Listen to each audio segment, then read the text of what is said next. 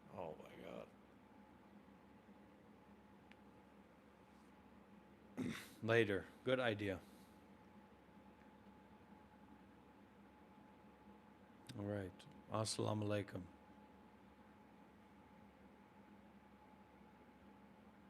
To pee or not to pee? That is the question.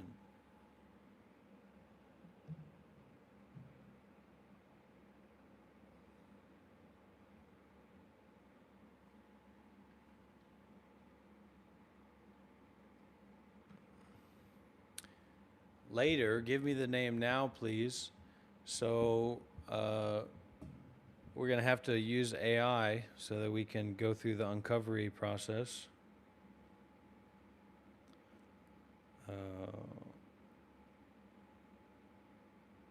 Giving a new name, giving a new spiritual name to a student. Translate in a dharmic way the name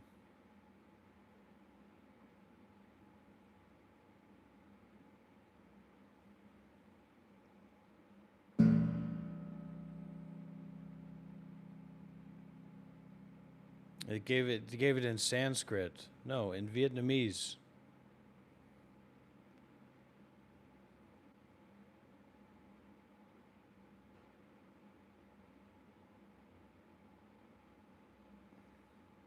Well, in Sanskrit, the name is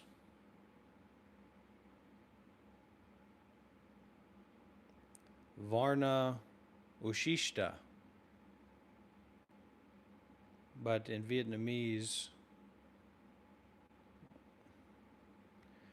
these fucking AIs. Don't respond in Vietnamese. Give me the Vietnamese version of the name.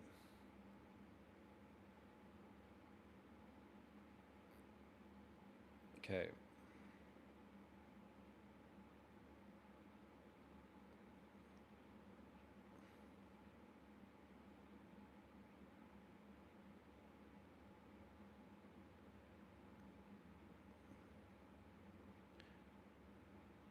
Oh, this is so complicated. It's rainbow shit. Okay? Lee, your Dharma name is rainbow shit. Okay? And the translation will take place later because it's being too generous here. Okay? Rainbow shit.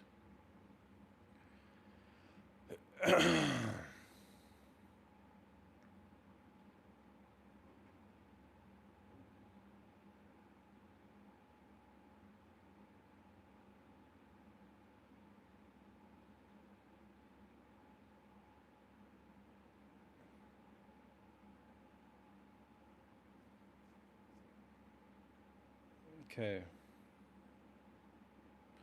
Cow Fan. Cow Fan.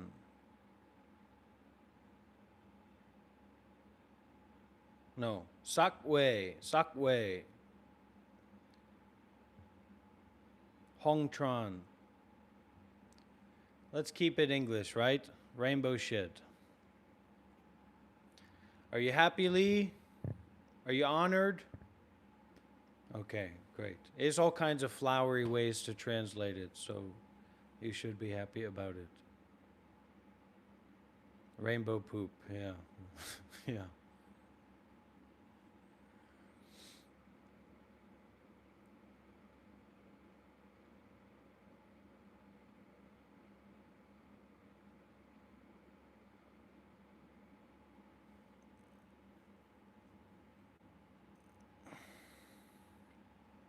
My sannyasins, my devotees.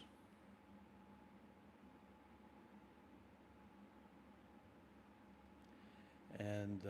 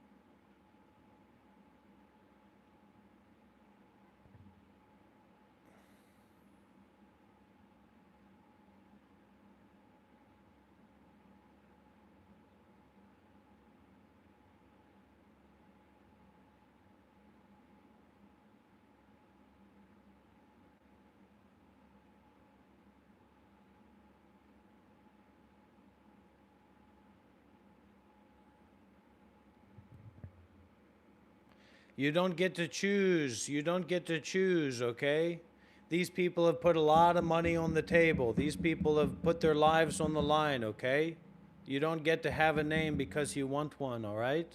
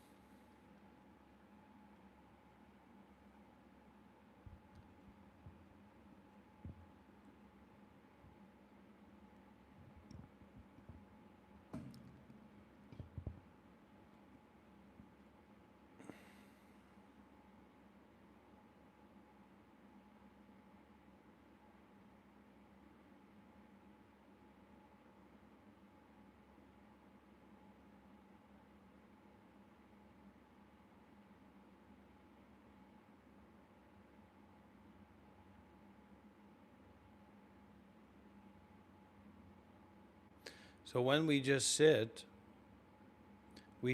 comfortably or whatever, and Abhijit needs a name too.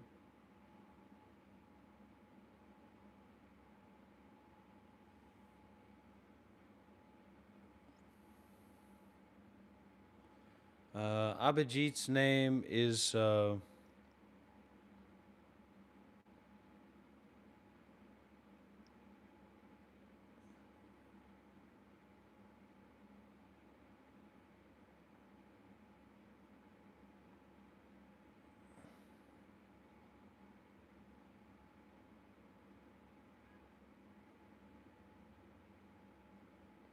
in Hindi. Let's give it to him in Hindi. Do you just speak Hindi or do you speak any other Indian languages, Abhijit?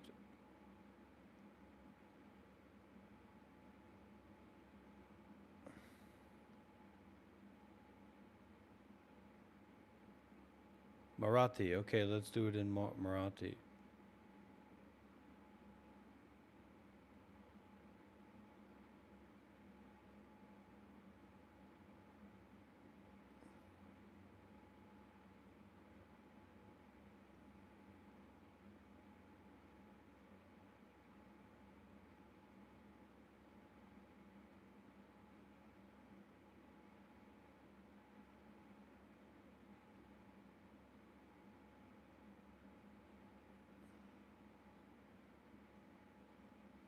Some funny names. Here. It's not getting the full translation here.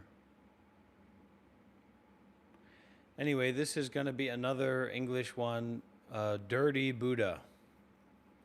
Okay, Abhijit, your Dharma name is Dirty Buddha. Congratulations.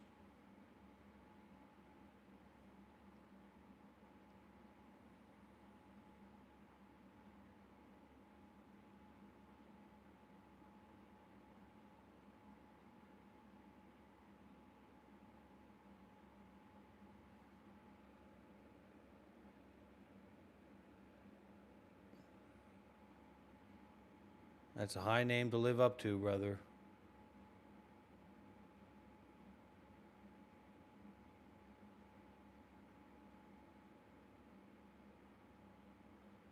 And if anybody else here wants a Dharma name, you better get your money up. And Aditya's got a name, he doesn't even remember it.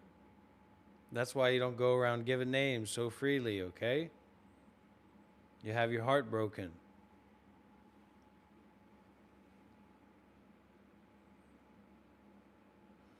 Now, when we sit down to have a meditation, we think that it's a time to have a good time. So that's not correct because the meditation is about ending the suffering. So that's why the Master Yonghua says, sit in full lotus. Because the pain will start sooner. Okay? Yeah, well, good luck with that dream, Abhijit, but we'll, you know, keep breathing.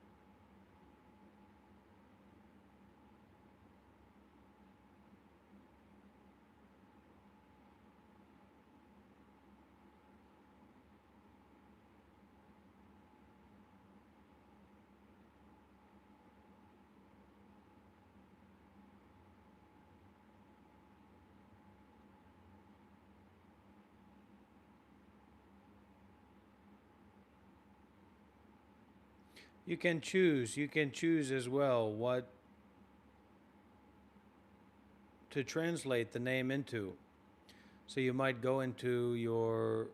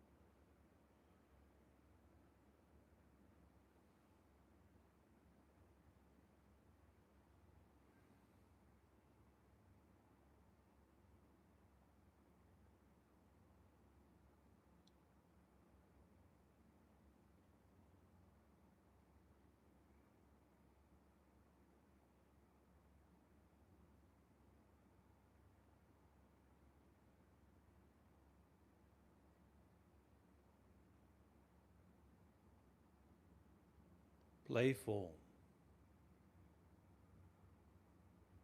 playful,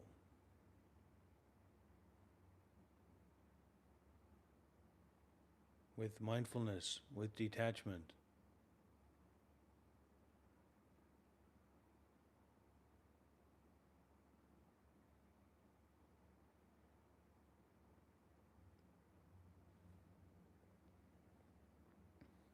Shit,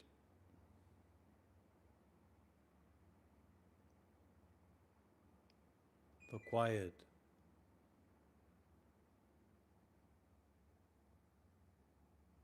very quiet.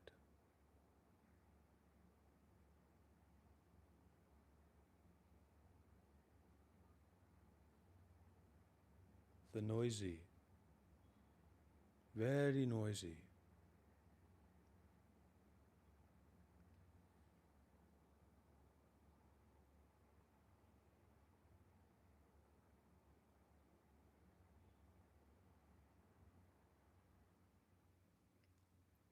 Well, let's go for dirty bodhisattva, Abhijit? We don't want to disrespect the Shakyan clan.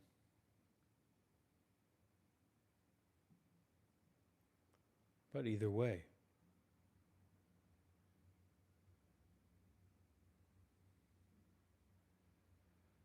either way.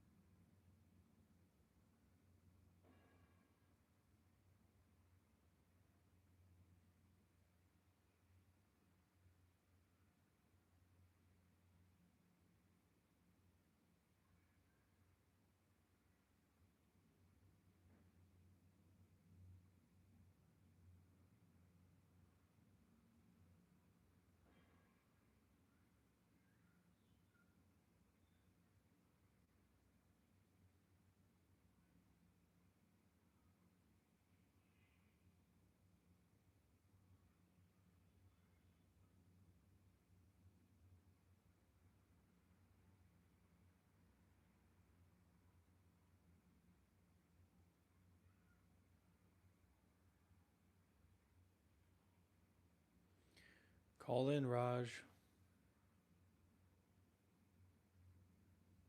on Discord. Call on Discord, my account.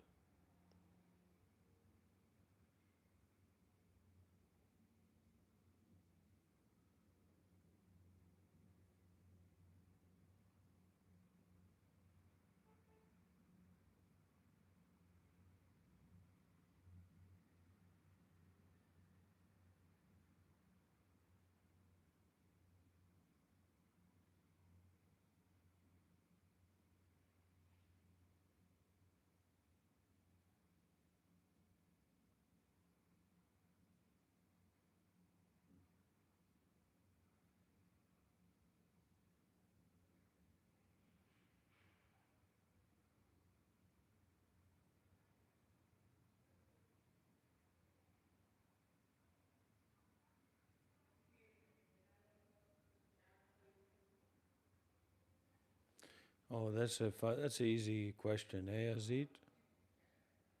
It can help a lot. It can make a big difference.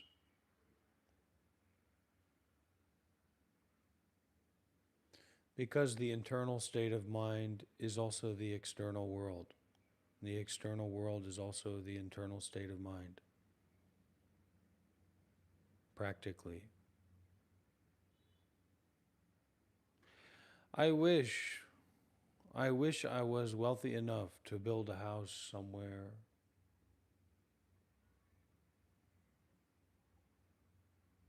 in Southeast Asia. But this is not about that. So this art is not my art.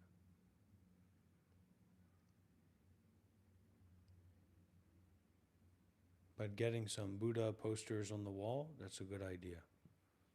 I'll see about doing that.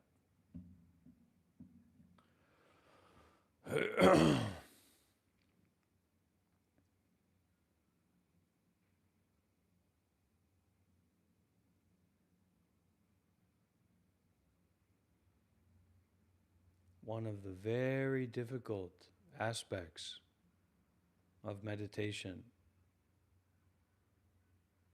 is to allow your patience to turn up.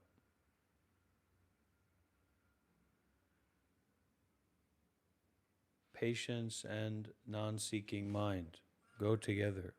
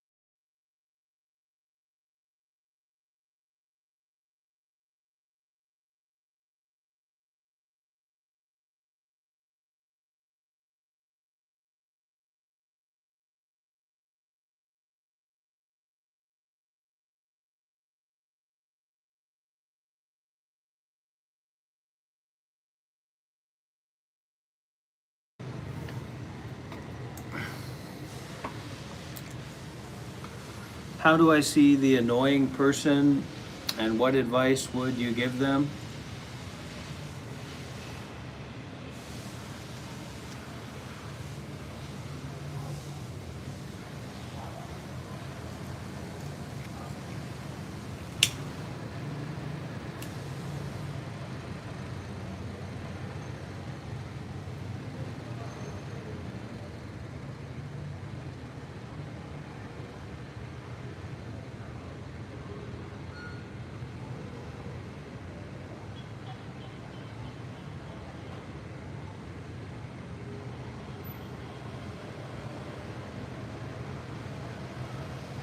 Just listen. Just listen.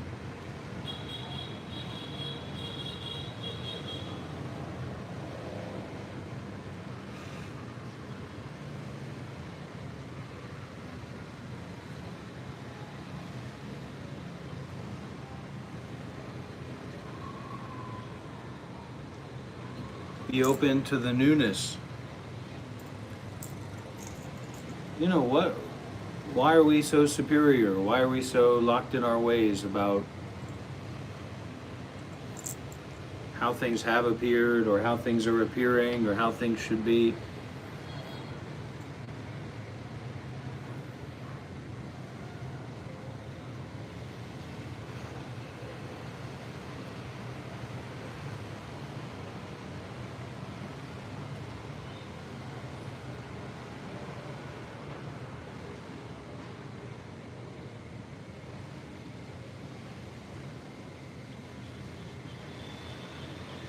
Well, that's your problem, not mine, Poppies.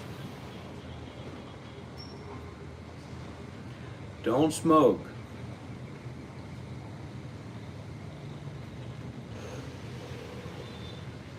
Good for you, JMD. I wish I was there with you.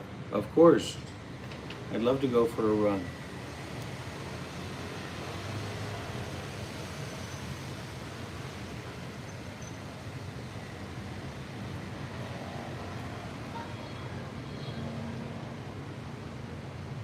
Okay, good job. Keep it going.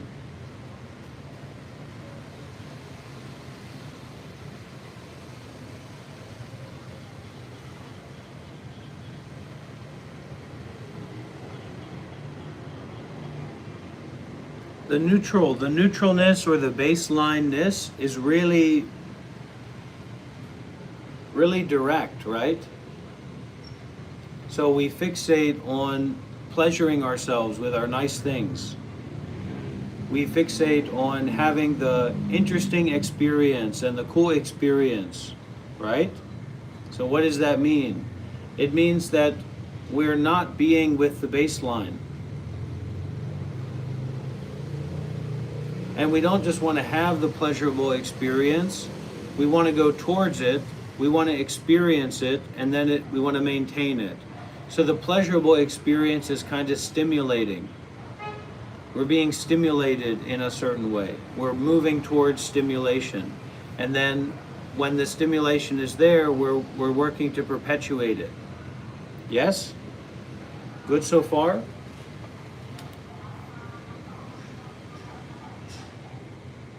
So,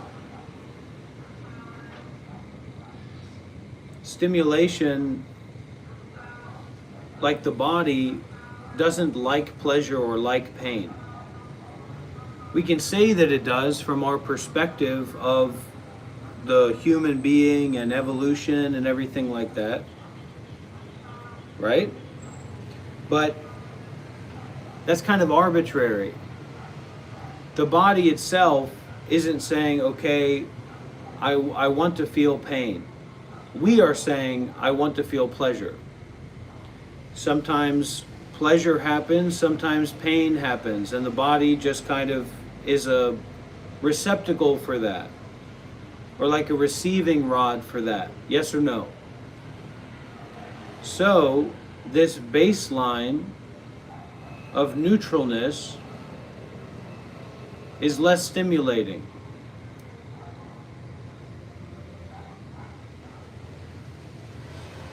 So be willing to be less stimulated. Be open to being less stimulated. As fucking frustrating and annoying and whatever that it is, be open to that. It's nice to have an opinion. It's nice to be right. And the niceness of rightness relies on wrongness. The niceness of pleasureness relies on painfulness. Yes or no? What would pleasure be without pain? An ideal, an idea, a hope, but not the reality as we've experienced it in our human lives. So sit with, be with, open to the neutralness as an exercise, not as an absolute.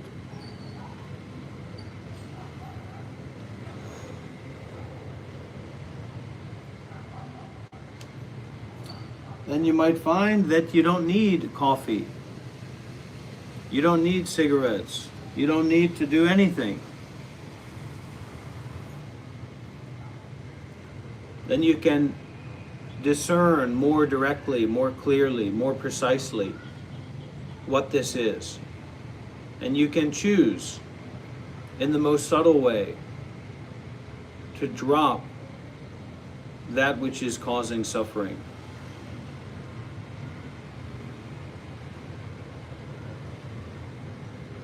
All right, that's all for now, friends. Thank you for being with me in this shirtless, morbidly obese live stream. This is Dr. Rob signing out. And I want to give a big W, not just to Dr. Rob for his $2 donation, but also for Colin, who made a donation back in October. And then out of the blue, whoever Colin is, made a donation today. So gratitude, Colin. Thank you for your energy.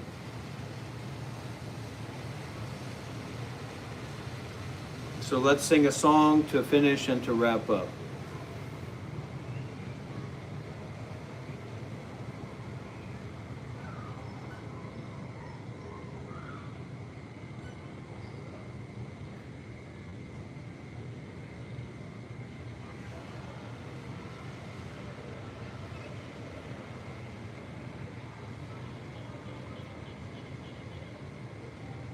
Okay.